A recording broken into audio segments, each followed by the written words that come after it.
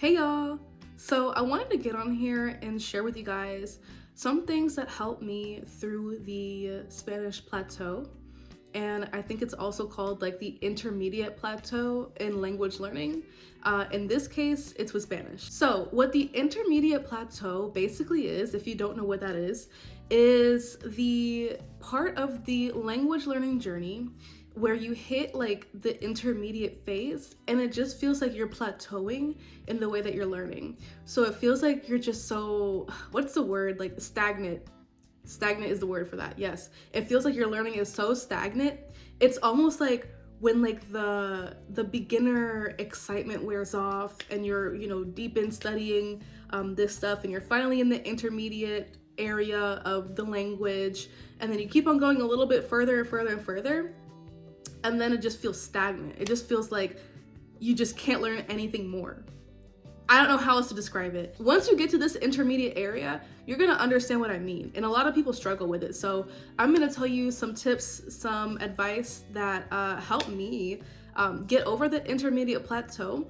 And if you have seen a couple of my previous videos on this channel, you would know that I've expressed that it did take me a little bit to learn Spanish. And I'm not ashamed to admit that at all.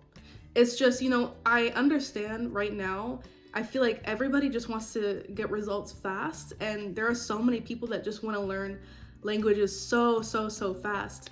And I will admit, like, part of the reason why it took me a little bit longer was because I just felt so stagnant as well in the intermediate plateau. And I feel like it just really curved my productivity, and I didn't feel like I was being as consistent as I was in the beginning, because that beginning, like that excitement, it wears off at some point. And of course, y'all, I went through this. Like, I figured out what worked for me and what didn't work for me, what techniques maybe I should have implemented to probably get to fluency a lot faster, honestly, and things like that. So here I am telling you my trial and error. And yeah, hopefully some of these tips helps you out if you are maybe in the intermediate Spanish plateau, or you're a beginner and you want to just have a heads up. So one of the first things that helped me was actually recognizing that, yes, like the intermediate plateau was a thing, and like I wasn't tripping. Like I wasn't like, oh my god, like why do I feel so stagnant? Like once I realized that other people go through the same thing, it was a lot easier for me to like accept it and to push forward. So with that, I basically, again, one of the first things I did along with that was restructure my Spanish learning schedule. So a lot of times we can get bored with like the way that we are in our routine when it comes to language learning.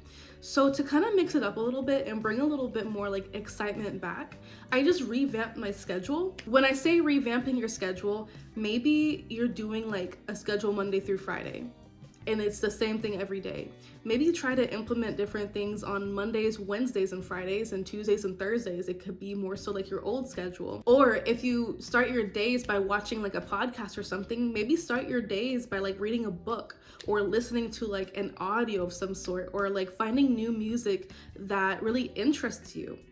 So when I changed up my schedule like that, and I took it a lot like less serious. Of course, I take language learning serious, but sometimes I could admit I just thought too much and I was too serious. So try to have fun with it. Try to have fun with your schedule. Try to like vary some stuff up, because once you start like varying up your schedule, this does really help that intermediate plateau feeling. Another thing I did was search for new forms of content. Like I just mentioned, that I maybe looked at new music or something like that.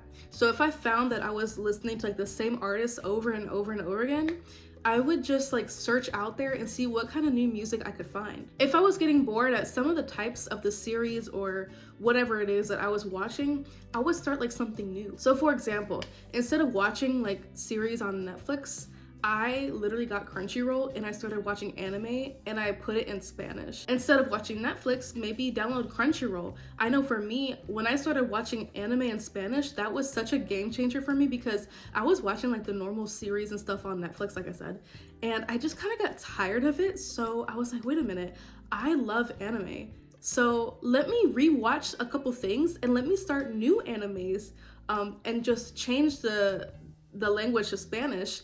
And that's like amazing practice, and you learn new words. That, when I say that was such a game changer, I don't know why I didn't think of that earlier.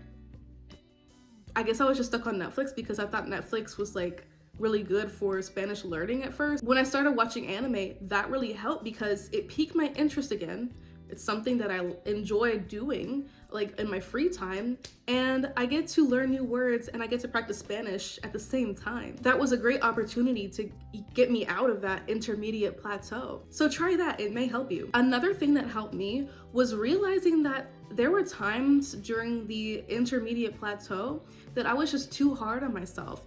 I was being too hard on myself when it came to like me not understanding certain things, or me having trouble with like that stagnation feeling and then leading into inconsistency. And I would be like, oh my God, like why am I being so inconsistent? Oh my God, why am I not grasping this topic? Or why does it feel like I just can't learn anything right now? I will say once I let that go and just like let in more acceptance, that really helped me push through the plateau. I was putting unnecessary pressure on myself. So with that unnecessary pressure, it was really setting me back and I wasn't even aware of it. So have fun. Don't be too hard on yourself. I understand that, you know, language learning may not be fun all the time, but man, like those things really did help me get out of that stagnation feeling. If you have experienced this plateau, let me know in the comments, or let me know like maybe things that may have helped you as well. But as always guys, thank you so much for watching this video. I hope it was helpful, and of course I will see you in the next one.